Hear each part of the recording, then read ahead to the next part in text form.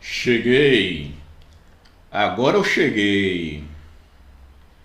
Estamos transmitindo, hein? Olha a felicidade! Pessoal, muito boa noite a todos! Sejam todos muito bem-vindos à nossa segunda aula. Olha só, se você sobreviveu à aula de ontem, você está na segunda aula do nosso curso de como fazer um artigo científico em 10 dias. Esse curso aqui bastante completo, bastante direcionado, feito com bastante zelo, especialmente para vocês, tá ok? Antes de mais nada, vocês já sabem, aqui no link, na descrição do vídeo, tá? Tem um link com a frequência, então você vai clicar, você vai colocar lá o seu nome e o seu e-mail para a gente enviar o certificado para você, e aí você aproveitar lá nas horas complementares, tá? Aquela coisa toda. Mas o certificado, acredita em mim, é o que menos importa. O que vai importar muito mais para você são os conhecimentos que você vai ter a oportunidade de adquirir com a nossa aula. Tranquilo? Então, sem mais delongas, eu já vou começar aqui a nossa conversa, porque assim, na aula de ontem, eu falei alguns aspectos iniciais com vocês. Basicamente, eu falei sobre problema de pesquisa, objetivo, geração do método, que são os primeiros itens que você vai escrever e que você deve escrever em um artigo científico. Porque note, quando você vai realizar a escrita de um artigo científico, muitas pessoas já começam errando, já começam ali escrevendo pela introdução. Claro que o problema de pesquisa faz parte da introdução, mas as pessoas às vezes já começam a escrever sobre o tema, sem ter ao menos um tema bem definido, uma pergunta de pesquisa bem definida, um objetivo bem definido, um método bem definido, que é justamente o que vai nortear você para realizar esse artigo científico. Então, se você não tem esses aspectos bem definidos, as coisas vão se complicar um pouco, acredita em mim. E aí, ontem nós estudamos um pouco disso, nós vimos que existem vários métodos para elaborar aí a pergunta de pesquisa, nós vimos que existem recomendações especiais para você estar elaborando o seu objetivo. O método, existem alguns itens específicos para você escrever. E na aula de hoje nós vamos dar continuidade sobre esse assunto aí bem legal, e que se você está tentando ali fazer o seu TCC, né, escrever o artigo científico para publicar, a sua dissertação, a sua tese, você está, meu amigo, minha amiga, no local correto. Então, sem mais delongas, vamos iniciar a nossa aula de hoje. Só um pedido aí para vocês, deixa um like, tá? Se inscreve no canal se você não é inscrito, que me ajuda demais. O nosso curso aqui, eu sempre tento entregar o melhor conteúdo para vocês. Nós sempre fazemos com bastante zelo. Eu digo nós porque nós somos uma equipe, tem os editores, tem o pessoal que cuida do YouTube, né, do Instagram, e tem toda uma equipe, né, para isso. Então, assim, a gente está entregando um curso aí de alto valor para vocês, de muito conhecimento que em muitas situações você não vão encontrar assim tão facilmente. Então, ajuda aí o professor, se inscreve no canal, deixa um like aí no vídeo, que aí mais pessoas vão conseguir ter acesso a esse conhecimento. Tá? Inclusive você vai receber outras notificações de outros cursos, vídeos que nós fizemos aqui no nosso canal. Tudo bem? E aí, sem mais delongas, vamos iniciar nossa programação de hoje. Hoje nós vamos falar especificamente sobre introdução. Nós já falamos um pouco ontem, né? Porque o problema de pesquisa e o objetivo em um artigo científico, eles vão fazer parte da introdução. Mas aqui nós vamos falar de uma maneira mais específica. Vou falar de citações e referências. É claro, aqui eu não vou ficar falando sobre normas, né? Norma da ABNT, Vancouver, porque isso vocês encontram facilmente aí pelo YouTube, inclusive, em materiais, nas próprias normas da ABNT. Então aqui eu vou falar de normas, mas de uma maneira atual, com o uso de um gerenciador de referência, que é justamente para facilitar a vida de vocês, para que você consiga escrever finalmente esse artigo científico de uma maneira rápida, de uma maneira objetiva. Eu vou falar sobre plágio, que é uma questão importante para a gente chamar a atenção. e eu vou falar sobre coleta e tabulação de dados. Eu vou falar inicialmente sobre introdução, depois sobre citações e referências, aí eu vou falar sobre coleta e tabulação de dados, porque aí depois eu vou mostrar para vocês uma parte prática. Eu quero aqui realmente abrir o Word, abrir o Excel para eu falar algumas coisas para vocês, dizer algumas recomendações, para que você não peque, não erre. E por último eu vou falar sobre plágio, que é um aspecto importantíssimo na escrita científica de uma maneira geral. Tudo bem? Então, sem mais delongas, né, presta atenção, já se arruma aí na sua cadeira, né, não vai dormir também, não vai ligar o ar-condicionado, ficar ali querendo dormir, porque você não vai conseguir. Tá? Presta atenção, coloca um sangue nesse olho aí que agora você vai aprender um pouco aí de artigo científico. E aí nós vamos começar falando especificamente de introdução. Tá? A introdução, que ele é o cartão de visita, tá? De uma maneira geral, do seu artigo científico. Quando, por exemplo, quando você vai se apresentar a alguém, você tenta causar a melhor impressão. Pelo menos é o que geralmente as pessoas fazem. Se você vai, por exemplo, vai lá na casa da sua sogra a primeira vez, então você quer causar uma boa impressão, né? Vai ter uma série de perguntas lá para ela lhe conhecer, todo aquele protocolo, e aí ela quer conhecer você. A mesma coisa é um artigo científico. Você não pode simplesmente escrever um artigo científico e sair jogando informações ao léu. Tá? Existem algumas recomendações para que você escreva, assim como a introdução e os outros itens também, mas existem alguns modelos que você pode adotar. Vamos colocar assim. Eu vou passar esse modelo para vocês de introdução. Claro, esse modelo não é uma coisa assim estática, não é que você tenha que fazer necessariamente dessa maneira, mas é uma maneira que ele sempre deu certo aí para a maioria dos casos, então eu sempre costumo recomendar para o pessoal, porque é uma perspectiva que já ajudou diversos alunos a publicar o seu artigo científico. Então, assim, a introdução de um artigo científico, normalmente, que já é uma pergunta que o pessoal me faz muito, quantas laudas um artigo científico ele tem que ter? Então, um artigo ele tem entre 1 e 2 laudas no máximo. O que são laudas, Danilo? São páginas, tá? Então, ele tem entre 1 e 2 páginas que você vai escrever no total da sua introdução. É claro, se a sua introdução é de uma dissertação, é de uma tese, ele vai ter mais páginas, que são trabalhos que fazem aí a nível de mestrado e doutorado. Mas a gente falando de artigo científico, ele vai ter em média aí 1 ou 2 páginas no máximo, tá? Uma lauda e meia é mais do que suficiente. E aí, normalmente, quando a gente vai escrever a introdução, nós costumamos fazer dentro dessa estrutura, em que o primeiro tópico que você vai escrever, geralmente o pessoal costuma escrever aí entre 1 e 3 parágrafos. 1 e 3 parágrafos, aqui não são páginas não, tá? São parágrafos. Então, entre 1 e 3 parágrafos, um parágrafo é um blocozinho entre 7, 10, 12 linhas no máximo, tá? Eu vou já falar sobre citação para vocês não se perderem em algumas coisas. Mas é o seguinte, a introdução, uma das primeiras coisas que você vai fazer é a contextualização. Porque imagine, eu sou da área da saúde. Aliás, eu vou agradecer, aí eu já ia esquecendo, ao pessoal que comentou aí a sua área. Eu vi que tem o pessoal de exatas, de engenharia, de odonto, né, da área da saúde. Tem bastante gente aí, bastante legal. Então, assim, muito obrigado, né, por vocês terem comentado aí. Ajuda eu a dar alguns exemplos. Mas imagine que por exemplo, eu sou da área da saúde e aí eu vou fazer um artigo. Vou escrever um artigo. E aí eu vou fazer um artigo sobre púrpura trombocitopênica. Aí você diz, nossa, Danilo, o que é isso? E aí, às vezes você que não é da área pode não saber do que é que eu estou falando, né? Púrpura trombocitopênica. Às vezes alguém aí sabe o que é porque já ouviu falar sobre isso. Mas se eu falo para você esse termo, sem você nunca ter escutado, você vai achar esquisito. E aí, se eu escrevo um artigo científico em que eu já começo falando dessa maneira, já começo dizendo qual é o meu problema de pesquisa, colocando lá informações, a pessoa que está lendo, inclusive quem vai avaliar o seu artigo, pode ser uma banca, pode ser a revista que você vai submeter para publicação, então às vezes ela fica sem entender direito.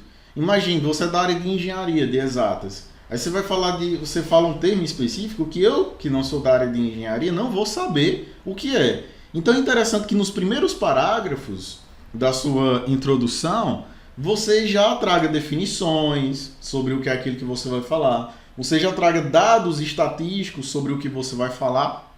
E claro, eu já queria deixar uma coisa bem clara aqui, que eu vejo muitas pessoas falando errado por aí na internet e às vezes eu sei que não é bem assim. A introdução, ela tem que ter citação, Danilo. Isso é uma coisa que me perguntam demais. Vou dizer e ponto final. Tem que ter citação. A sua introdução, ela tem que ter citação. Ela só é formada por citações? Não. Então a introdução, ela não é simplesmente você jogar citações lá e achar que você fez uma introdução. Então a introdução, ela é composta tanto por citações, quanto você pode colocar também alguns pontos de vista que eu vou falar aqui onde é. Mas a introdução, ela tem que trazer citações. Não existe uma introdução, a não ser que você esteja fazendo um relato de experiência, e mesmo assim ainda é necessário colocar uma citação para fundamentar o que é que você está falando. Mas quando você faz, por exemplo, na contextualização, você vai trazer algum dado, você vai trazer uma definição, e não foi você que inventou essa definição. Então, se não foi você que inventou, você tem que citar quem você leu, onde você aprendeu sobre aquilo. Se você não cita, e isso vai recair em algum tipo de plágio, que é o que nós vamos discutir daqui a pouco. Então, assim, na contextualização, você vai escrever em torno aí de 1 a 3 parágrafos e dizer sobre o que é que você vai falar naquele tema. Por exemplo, se eu vou falar sobre diabetes, então traz uma definição do que é diabetes, diz quantas pessoas têm diabetes no Brasil e no mundo, quais as complicações do diabetes, e aí eu vou entrar no próximo passo, que é lançar o meu problema de pesquisa, ou a sua pergunta de pesquisa, ou a sua pergunta norteadora. Algumas pessoas colocam a pergunta norteadora no final da introdução, outras um pouco mais no início, como eu estou recomendando aqui, não importa, o importante é que tem que ter. Ontem nós aprendemos várias técnicas para você poder ter um maior aporte para escrever seu problema de pesquisa. Que eu disse que uma das recomendações é você escrever ela no formato de pergunta. Então, quando você faz no formato de pergunta, isso daí auxilia demais você a ter um melhor direcionamento em relação ao que você vai desenvolver naquele seu estudo. Então, isso nós discutimos ontem. E aqui você vai escrever em torno aí de 1 parágrafo, tá? É mais do que suficiente. Claro, se você lança uma pergunta de pesquisa, se você lança uma pergunta, você tem que dar uma resposta para ela, nem que seja uma resposta provisória. Essa resposta provisória é justamente a hipótese, ou seja, uma possível resposta à pergunta que você fez ou às perguntas que você realizou. Na hipótese, você também pode estar trazendo citações, trazendo aí informações de artigos científicos que falam, né, sobre aquele tema. Então a hipótese, ela é uma possível resposta a essa pergunta de pesquisa. Por que eu estou dizendo que é uma possível resposta? Porque depois que você desenvolveu o seu estudo, aí você pode confirmar a sua hipótese ou você pode negar ela, né? Que dentro da estatística a gente chama de hipótese nula, hipótese alternativa e por aí vai. Então geralmente o problema de pesquisa, como só é uma pergunta, você vai escrever um parágrafo, a hipótese 1 parágrafo ou 2 no máximo. Aí aqui vai entrar a parte que você pode escrever um parágrafozinho também, está mais do que suficiente, da justificativa, que é onde você pode colocar um pouco das suas palavras, ou seja, um pouco da sua experiência aí. Claro, tomando por base aquelas recomendações que nós falamos ontem. Não vai colocar também assim, eu acho, né, em primeira pessoa, eu sei disso, eu vivenciei. Não é sempre de forma impessoal. O que é a justificativa? É basicamente você justificar, você dizer por que é que você escolheu estudar esse tema. Claro, de uma maneira não pessoal. Você pode justificar numa perspectiva social, numa perspectiva científica, mas você tem que dizer qual é o motivo, né, da realização daquele estudo. Aí, sei lá, imagina que você vai fazer sobre Covid-19. Então você pode dizer que tem muitos casos de Covid-19 e etc. Mas você tem que deixar muito bem claro, tem que justificar por que da necessidade de realizar esse estudo. E de maneira complementar, você vai desenvolver a relevância. Quer dizer, basicamente, como os dados que você vai obter com esse estudo, eles vão contribuir para a ciência em geral. ou para as pessoas que participaram do estudo, ou para a comunidade científica, tá? Você tem que dizer como é que aqueles resultados vão ser importantes para o mundo. Como é que aqueles dados eles poderão ser usados? Porque quando você faz a justificativa e a relevância, você está me falando basicamente por que é que o estudo é importante de ser realizado e como é que o estudo vai servir. Porque se o seu estudo não servir para nada, o tema que você desenvolver, então não tem motivo para você estar perdendo seu tempo em estar escrevendo e tentar publicar esse artigo. Eu falei ontem que a gente produz artigo científico para gerar novos conhecimentos, para gerar novas formas de trabalho para uma determinada profissão. Nunca a ideia é fazer assim ao léu, né? Essa não é a ideia. E aí, por último, né, geralmente na introdução, assim como eu falei na aula de ontem, então se perdeu a aula de ontem sobre o objetivo, volta lá. O objetivo, em um artigo científico, ele é o último parágrafo da introdução.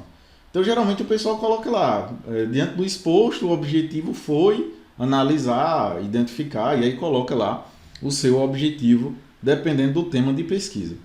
Depois de você escrever tudo isso daqui, você vai ter essa média aí de 1 a 2 páginas, tá? 1 a 2 laudas, que para um artigo científico ela é mais do que suficiente.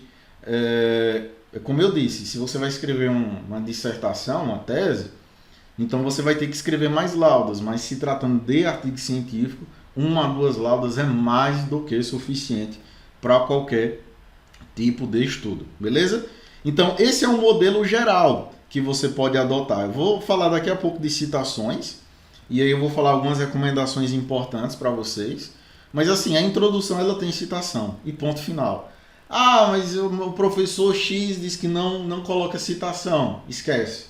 O professor X falou que eu só coloco citação, não posso me colocar, esquece. Então a citação, você pode colocar a introdução, você pode colocar citações e você pode se colocar, porque a justificativa, não necessariamente você precisa citar alguém. Né? Na relevância, não necessariamente você precisa citar alguém. E você não vai citar, né, geralmente, nesses tópicos. O objetivo, você não vai citar ninguém. Você vai colocar o objetivo lá e colocar um autor no final do parágrafo, então isso não existe. Você vai justificar porque você está escolhendo esse estudo por as palavras de outro autor, como é que você vai fazer isso? Né? Então vai ser, a não ser que você justifique trazendo algum dado, alguma coisa, aí sim. Mas justificar uma perspectiva de escolha do tema com palavras de outras pessoas, isso não é cabível, tá ok? E aí, para escrever esse tópico e outros que nós vamos ver, como por exemplo a discussão, você sempre vai ser necessário realizar aí as citações e referências. O que são as citações? Se eu leio algo aqui, se eu leio algo em algum livro, aqui num artigo da internet, por exemplo, então, quando eu faço essa leitura e eu retiro alguma informação, eu tenho que citar. Eu tenho que dizer qual a fonte que eu encontrei isso. Porque se eu não faço isso, eu estou cometendo um plágio. Eu estou colocando palavras que são de outras pessoas como se fossem minhas. E isso é a perspectiva mais clássica que a pessoa tem de fazer plágio.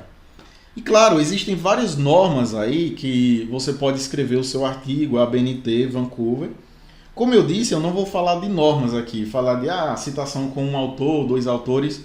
Eu não vou falar isso, existem outros vídeos aí no canal, no meu canal inclusive, que vocês podem estar visualizando. Mas eu vou falar basicamente para vocês usarem um gerenciador de referência, que eu vou falar daqui a pouco, eu vou abrir ele aqui e mostrar para vocês, que é um programa que ele vai fazer a citação e a referência para você automaticamente. Note, a gente está falando de escrever um artigo de uma maneira rápida, um artigo em 10 dias. Pessoal, não vai ficar sofrendo, fazendo aquelas referências, colocar em maiúsculo, ponto e vírgula. É claro, você tem que saber, mas também o pessoal tem que se atualizar e ver que hoje a tecnologia está a favor de você, não é contra. Então você tem que usar a tecnologia a seu favor. Então, se existe uma tecnologia, uma ferramenta, e vários exemplos dessa ferramenta, em que você pode estar usando ela para fazer as citações e as referências, e o melhor, sem errar, você não vai ficar se preocupando com normas. Então, você vai usar, beleza? E eu vou já indicar para vocês que um deles é o Mendeley, que é um gerenciador de referência. Existem outros, como o EndNote, o Citave, mas eu vou falar do Mendeley porque ele é gratuito e ele vai ser usável por grande parte de vocês. Tranquilo? Mas antes de abrir, eu gostaria de falar sobre coleta e tabulação de dados, porque assim, ó, seja o seu estudo de revisão de literatura, seja um estudo de campo, você vai ter que coletar esses dados. Você vai ter que coletar, vai ter que resumir esses dados em algum local e aí vai ter que analisar, né, essas informações, que é a nossa aula de amanhã, porque depois que você coleta esses dados, você vai ter que analisar eles, logicamente. Como é que você vai coletar os seus dados, tá? Se a sua pesquisa, por exemplo, é de campo, você vai realizar uma entrevista, você vai coletar algumas informações.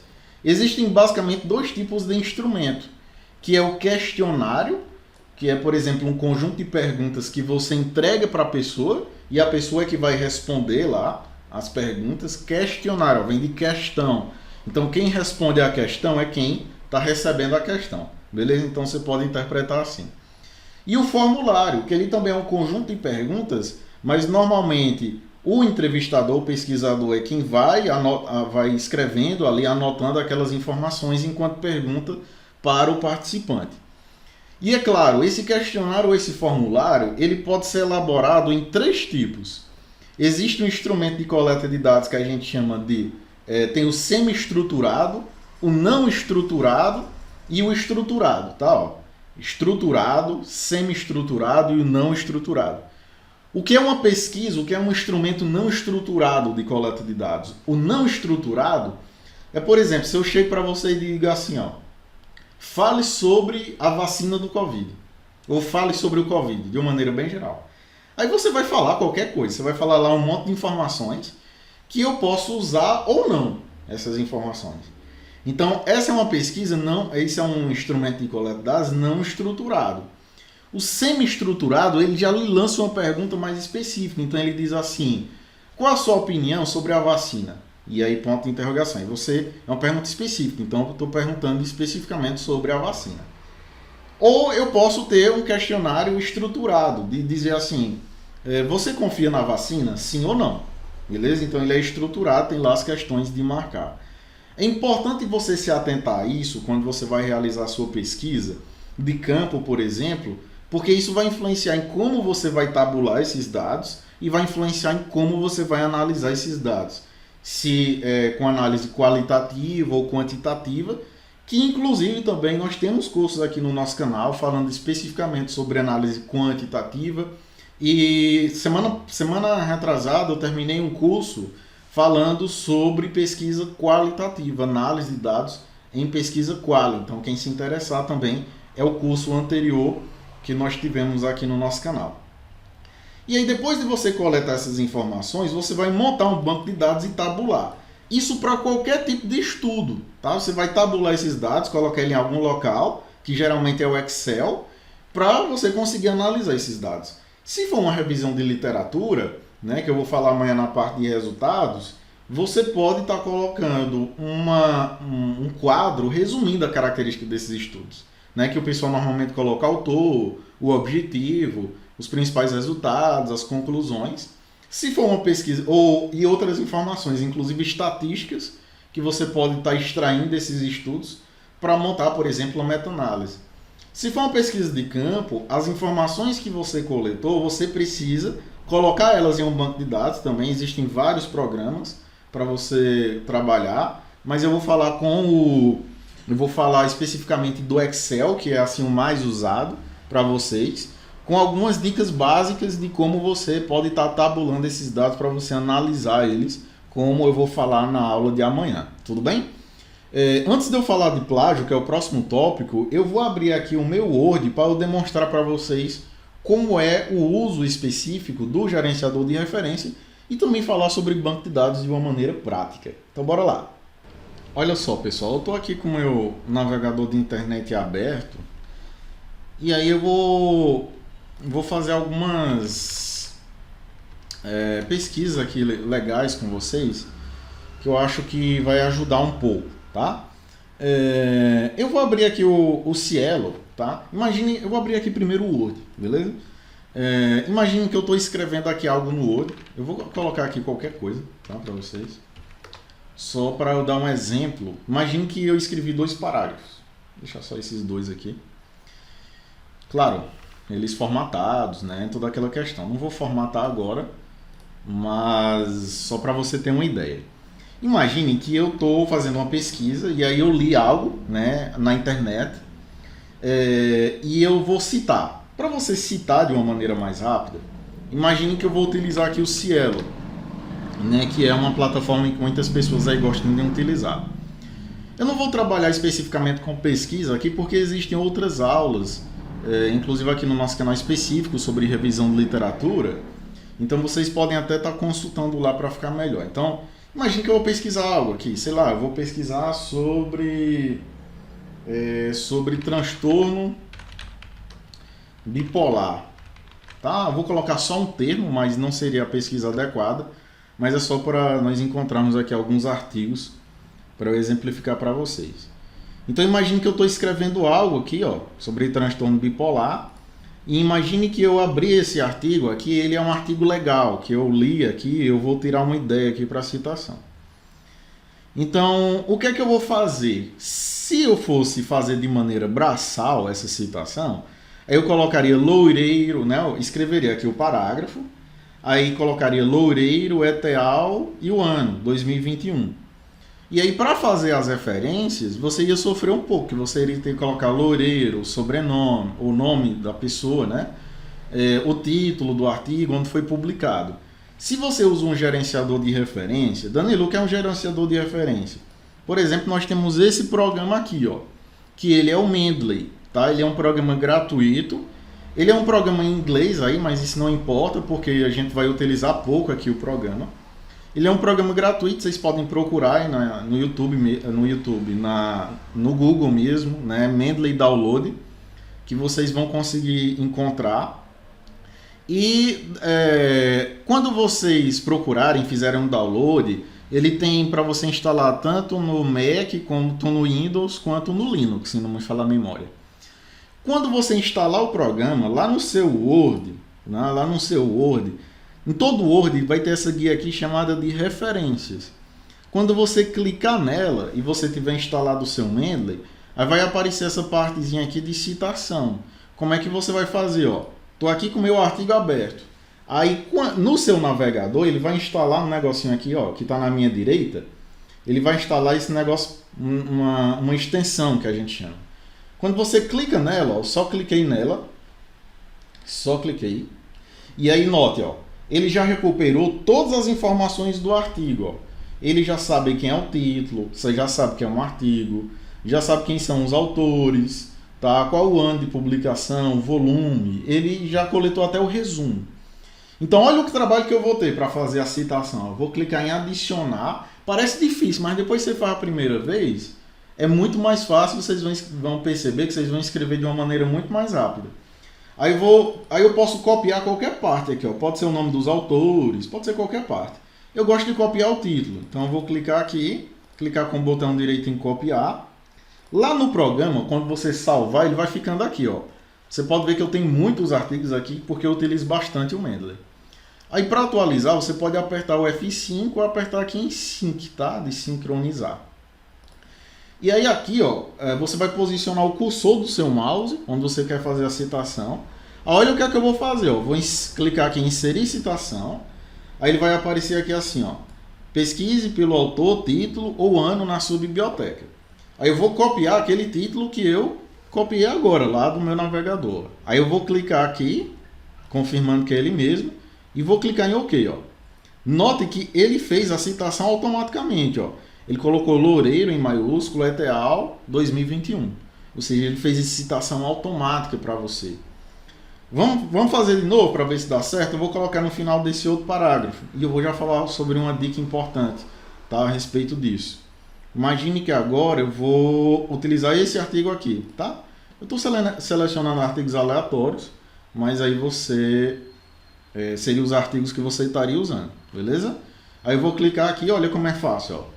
Se torna meio que automático. Eu vou clicar, aí ele vai coletar as informações, depende da velocidade do seu computador e da internet.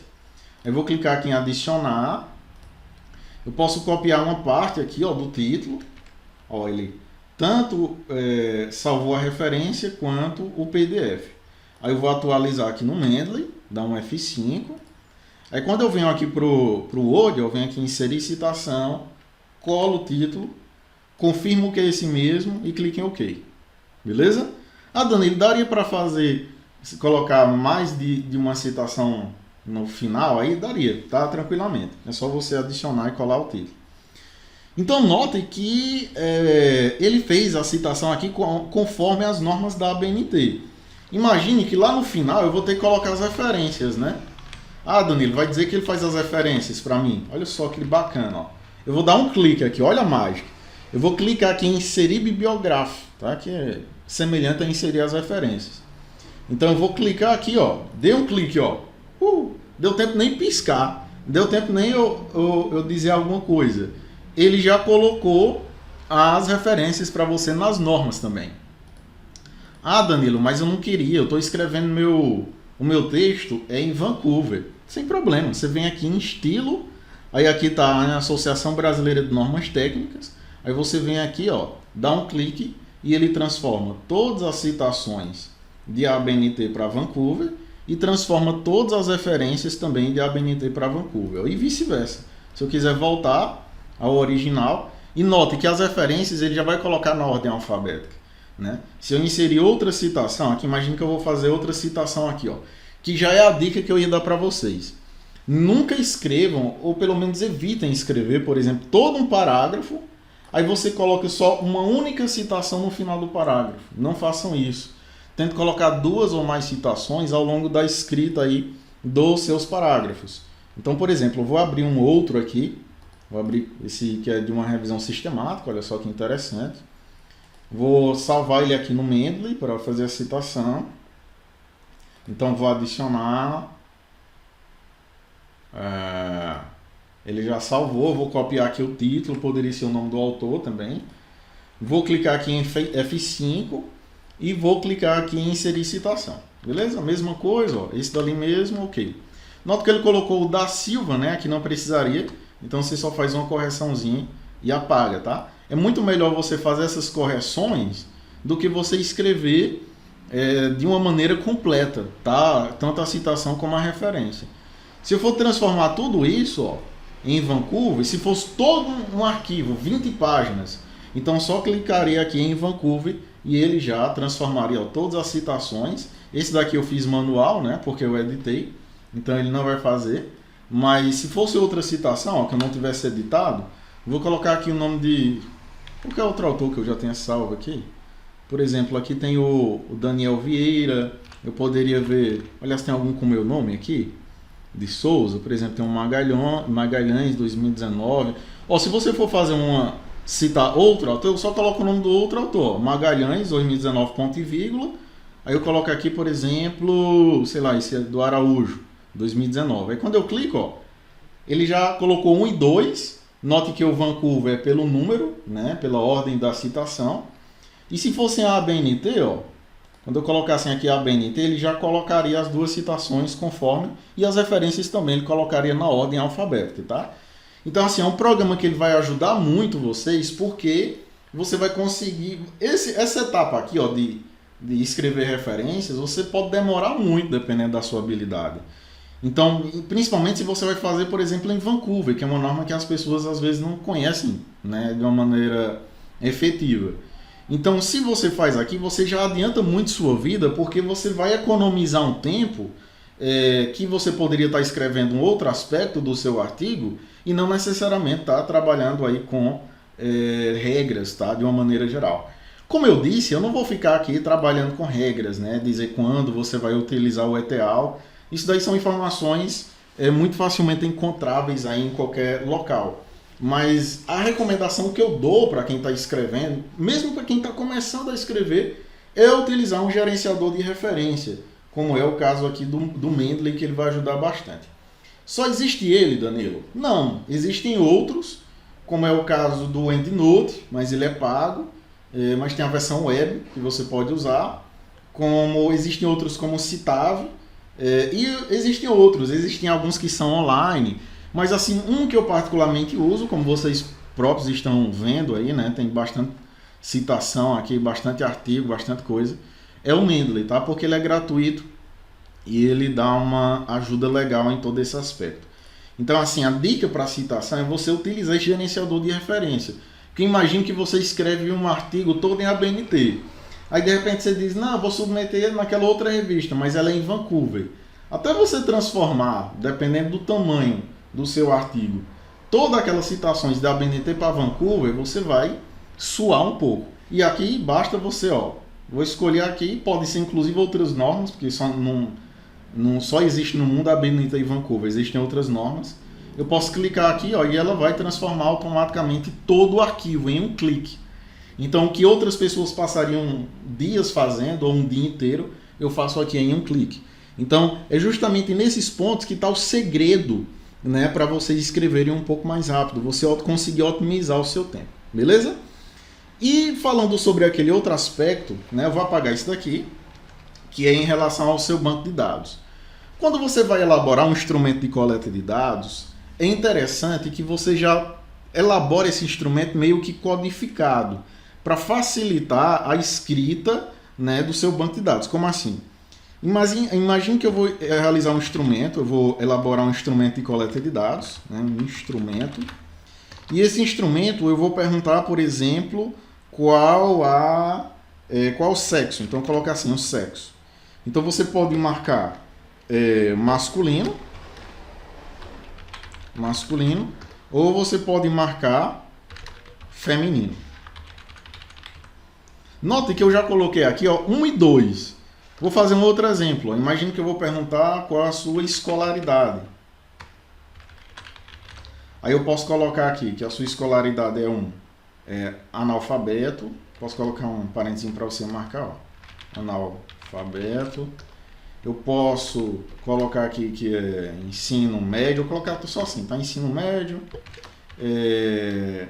Ensino superior. E colocar assim pós-graduação. PG. Beleza? Então, esse é um instrumento de coleta de dados. É claro que você colocaria muitas outras informações. Eu não vou elaborar aqui para a aula não ficar muito grande. Mas essas informações, quando você coletasse, por exemplo, das pessoas... Danilo, se fosse um estudo de revisão? Aí você poderia elaborar um instrumento também, com o nome do autor, qual é o objetivo daquele estudo. Para quem vai fazer revisão, tem um instrumento que ele é bem conhecido como USE, né? O instrumento USE, se eu não me engano, é de 2005 ou 2009, tá? Eu não estou muito bem lembrado do ano, mas é USE. Se vocês colocarem assim, instrumento de coleta de dados, USE, revisão integrativa no Google, vocês vão achar aí facilmente. Por quê? Porque quando você coleta esses dados, eu vou abrir aqui o meu Excel, licença. Lá no Excel você pode estar digitando esses dados. Então eu posso colocar, por exemplo, a idade dessa pessoa, o sexo, a escolaridade, como eu coloquei ali. E aí vocês vão ver eu falando na aula de amanhã, e como eu já falei em outros cursos aqui, especialmente de tabulação de dados, quem se interessar mais por esse tema, tem cursos aqui, tem videoaulas aqui no nosso canal, dá uma olhada aí nos nossos vídeos, que vão ser bastante proveitosos. Quando eu vou escrever um banco de dados, nessa primeira linha aqui, eu coloco todas as informações, todas as variáveis referentes àquilo que eu quero coletar. E aí, em cada linha aqui, eu vou colocar as informações de cada pessoa. Então, imagine que a primeira pessoa ela tem 30 anos, o sexo dela, segundo o instrumento lá, se ele marcou feminino, é 1. Se ele marcou, masculino, é 1. Se ele marcou feminino, é 2. Então, imagine que essa pessoa aqui ela é do sexo feminino, e a escolaridade dela é o ensino superior. Imagine que uma outra pessoa ela já tem 35 anos, ela é do sexo masculino e ela é analfabeta. E aí você vai preenchendo esses dados. Porque aí depois a gente tem como, a partir daqui, montar uma tabela, montar um gráfico, sem se preocupar. Pode ser inclusive no Excel ou em algum outro software que você queira trabalhar. Mas fazer no Excel, ele é um programa geral que ele ajuda bastante, porque você vai conseguir, né, fazer um apanhado, tá, geral sobre... Ele consegue ser exportado basicamente para outros programas. Se você vai utilizar o SPSS, o R, então você consegue utilizar digitando esses dados aqui no Excel. Beleza? Então, na aula de amanhã eu vou ensinar vocês como é que analisa esses dados aqui, não se preocupem. Mas as dicas desse momento aqui prático é basicamente isso. Você já está elaborando um banco de dados de uma maneira efetiva, que eu dei até uma dica no curso passado que eu fiz, que você pode estar utilizando formulários, como é o caso do Microsoft Forms, do Google Forms, para você evitar aquela pilha de papel debaixo do seu braço, né, acerca daquelas informações que foram coletadas. Então, como eu disse agora há pouco, use a tecnologia a seu favor, tá ok? Vou voltar lá por slide para eu terminar o meu raciocínio sobre o que a gente estava discutindo. Só um instante. E aí, pessoal, o que é que acontece? Então, assim, a gente falou que você precisa escrever, né, fazer citações, como eu fiz ali no Mendeley, etc. Mas você tem que tomar muito cuidado para você não cometer plágio. Por exemplo, aquela dica que eu falei lá, de não colocar só um autor, né, no final do parágrafo, e outra dica que eu dou para vocês. Agora o pessoal está escrevendo, está deixando de escrever daquela forma assim, conforme fulano de tal, segundo fulano de tal. Ela está caindo um pouco em desuso, tá? Existem algumas justificativas para isso, que eu não vou entrar em detalhes, mas a preferência que tem hoje é aquela citação no final do parágrafo, que você escreve e coloca no final ali da sua frase, né, ou no final do parágrafo. Então, o que é que acontece? Você precisa escrever essas coisas, só que quando você olha uma fonte e você retira uma ideia daquela fonte, de um artigo, de um livro, você precisa fazer essa citação, porque senão você cai em um plágio. O plágio é justamente isso. Existem vários tipos de plágio, tá? Mas o mais comum na área acadêmica, para eu não complicar aqui a cabeça de vocês, o mais comum é basicamente quando eu leio, por exemplo, imagine que eu li um artigo, aí eu retirei lá uma informação importante desse artigo. Aí eu escrevi ele no meu artigo e não disse quem é, não disse qual era a fonte. Então subtende-se que aquela informação é minha, que no caso não é. E se isso acontece, você está cometendo um plágio. É claro que existem vários outros tipos de plágio. Existe inclusive o autoplágio, né? Eu acho que alguém aí vai se identificar, que assim, às vezes as pessoas na vida acadêmica se apertam um pouco no tempo ali. Aí, por exemplo, imagine que o professor ele pediu um artigo ou um resumo. Aí você escreveu lá aos trancos e barrancos, entregou aquele artigo, aquele resumo. Aí quando foi em outra disciplina, ele pediu, um professor também solicitou lá um artigo ou um resumo. Aí você pega aquele mesmo artigo, aquele mesmo resumo e usa. Então isso é um autoplágio. Você não pode fazer isso, especialmente se você publica em algum local. Então imagine que você escreveu um resumo simples ou expandido e enviou para um congresso. Aí ele foi publicado lá, você apresentou, foi publicado nos anais. E aí você tem um outro congresso que você quer ir, mas você está um pouco sem tempo para escrever. Então não é adequado você usar o mesmo, né, resumo que você usou no outro congresso, porque isso é um autoplágio, tá? Isso não é legal, é antiético. Então o plágio é basicamente isso, quando você usa uma informação que não é sua. Existem vários outros tipos, quem quiser se aprofundar, tem aula aqui no nosso canal também, tem aula sobre tudo aqui, é enciclopédia da escrita científica, então tem aula aqui. Mas o que eu quero passar aqui para vocês é como não cometer o plágio, né, que é o mais importante. Por que as pessoas cometem plágio? Às vezes você pode cometer um plágio de uma maneira até inconsciente. Como assim? Às vezes as pessoas ali na pressa, olha aqui um artigo, lê, e aí lê de maneira bem rápida e vai escrever já o seu parágrafo. Isso é uma perspectiva muito forte para você cometer um plágio. Porque quando você lê algo de uma maneira bastante rápida, e você vai escrever sobre algo que você não tem propriedade, automaticamente você acaba repetindo as mesmas palavras, né? Qual é o ideal para você, então? Seria você ler várias...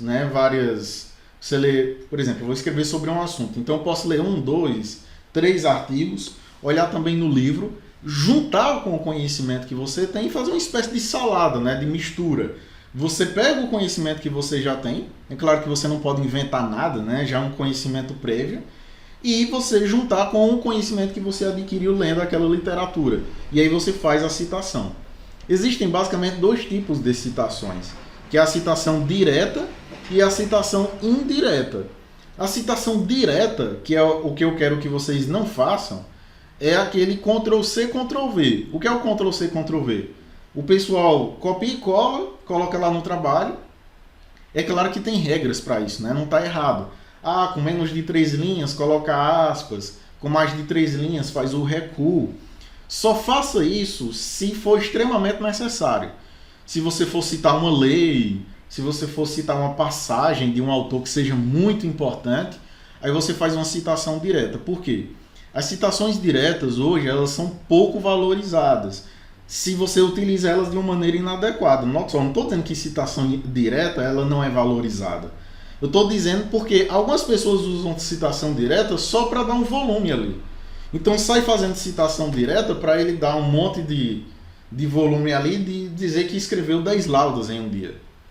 Então, assim, a citação direta, quando é utilizada para essa finalidade, ela não é bacana. Ela só é legal quando você vai citar uma lei, quando você vai citar uma passagem, algo que é necessário, que vai contribuir com aquele seu estudo. Agora, quando é só para fazer volume, isso não fica legal, isso não é visto com bons olhos. Tá? O que é mais legal para você estar fazendo é a citação indireta, em que você lê e você parafraseia, né? Você escreve basicamente com outras palavras o que você leu ali daquele autor. Claro, juntando com o seu conhecimento aquela toda história. Porque não é simplesmente você trocar algumas palavras do que você copiou e colou lá e achar que aquilo está uma citação. Porque os farejadores de plágio, como é o caso do CopySpider, que é uma dica gratuita que eu dou também para vocês, eles conseguem identificar esses plágios. Né? Quando você muda só uma palavra e outra, fica esquisito, então não fica legal. Então evitar plágio é também uma boa prática para a sua escrita científica e a escrita do seu artigo geral. Então assim, hoje a gente falou um pouco sobre introdução, como delinear a sua introdução. Nós falamos um pouco sobre citações e principalmente o uso do gerenciador de referência, que vai te ajudar bastante a escrever mais rápido, de maneira mais objetiva e correta.